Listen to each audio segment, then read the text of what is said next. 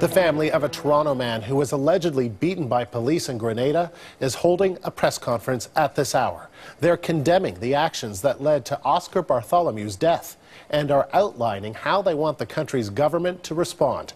Michael Serapio joins me now with more on the story. And so, Michael, what's the latest? Well, Andrew, you know, there are a lot of allegations in this story that still need substantiation, but we are piecing together a bit more of what has happened here in Grenada. And in part of that, we're getting from the family lawyer, who you're going to hear from in a little bit.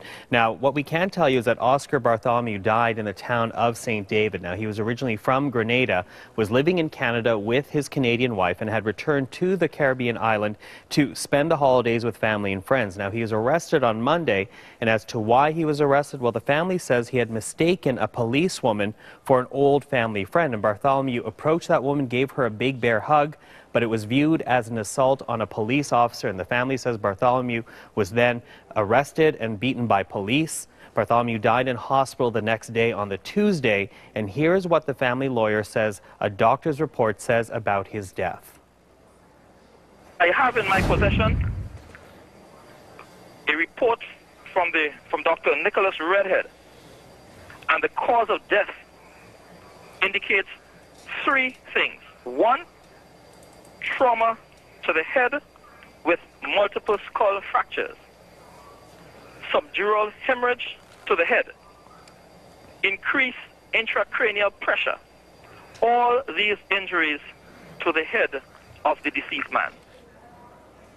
And we should point out we're obviously just getting one side here, the family lawyer side on this story, but we will say that that lawyer wants an independent review to take place to finally answer the questions as to what really happened leading up to Oscar Bartholomew's death. And Michael, Grenada's Prime Minister is promising an investigation. What can you tell us about that?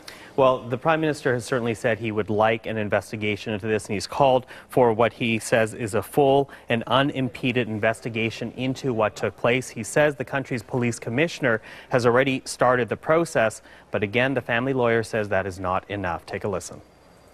We are not satisfied that the police in Grenada would conduct an investigation that is fair and unbiased. We have had incidents in the past where persons have died while in police custody, and the most that would have actually come out from it has been what is called a coroner's inquiry, an inquest, and years after, nothing come out from it. And he did go on to say, Andrew, that what took place was a, quote, a wanton police abuse of power.